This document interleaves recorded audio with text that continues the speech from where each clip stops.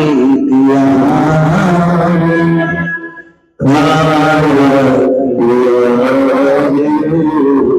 तेरा शुक्रिया, तेरा शुक्रिया, मुझे बहुत दे दिया तेरा शुक्रिया, तेरा शुक्रिया। कहे तो किससे? एक पत्र है, अच्छा है, देखिए।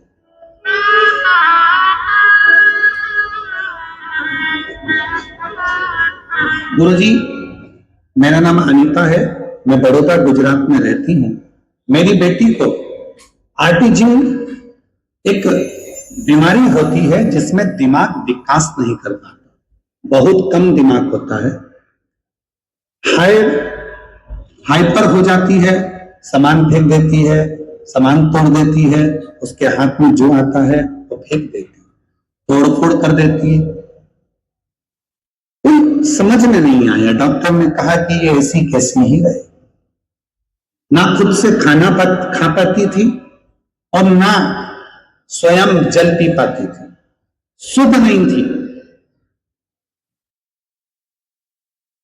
कहा क्या करना है इसकी भी उसको शुद्ध नहीं रहती थी। एक ऑटिज्म बीमारी, कहीं बैठी हो बेटी, अगर आई हूं, मेरा नाम अनीता है, मैं बड़ोदरा की रहने वाली हूं, कहीं बैठी हो तो आ सकती है बेलपत्र लेने के।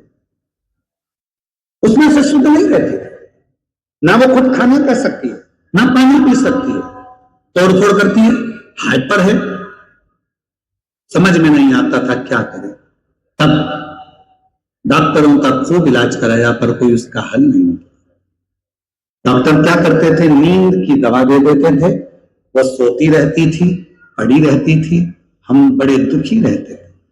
फिर मुझे किसी ने आपकी कथा के बारे में बताया, मैंने आपकी कथा सुनी जिसमें आपने रुद्राक्ष के जल का वर्णन किया था। फिर हमने सीहोर में रुद्राक्ष मंगाया और उसका जल पिलाना शुरू किया और आपकी कथा सुनना प्रारंभ किया। तब से मेरी बेटी थोड़ी शांत हो गई, स्वयं अपना काम करने लगी और गुरुजी बाबा की ऐसी कृपा है कि अब वो कथा भी सुनती है और बैठती उठती, अपना खाती और अपना कार्य कर लेती है। ये शिव की ऑटिज्म की बीमारी जिसमें उसकी शुद्ध नहीं है, जिसमें उसका विवेक काम नहीं करता, ना भोजन कर सकती है ना पानी पी सकती है, गंदगी का भी स्मरण नहीं आता, कहां मलमूत्र का त्याग करना है, स्मरण नहीं ले पाता। सारे डॉक्टरों का इलाज करा लिया पर कह दिया गया कि ये कभी ठीक नहीं होगी, हाइपर हो जाती, सामान तोड़ देती, फेंक देती। तब शिव पर भरोसा कर सीहोर से रुद्राक्ष मंगाकर उसका पानी डलाकर शिव को चढ़ाकर देना प्रारंभ करा। आज मेरी बेटी में सुधार है और बाबा की कृपा से अब उसका हालत भी सुधरी है और शिव की कृपा से कथा सुनने के लिए भी आती है और कथा सुनती भी है। ये शिव की, इसको शिव की।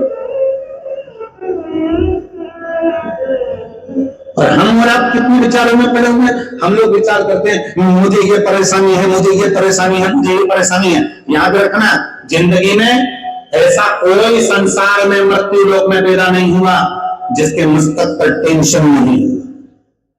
सबको चिंता है, सबको टेंशन है, सबको कुछ ना कुछ परेशानी।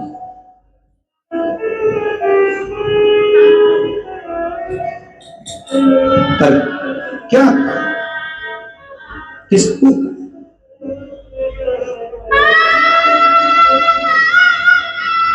अपनी समस्या का हल अपने को करना। हमने पहले भी एक बात कही थी, ठीक है,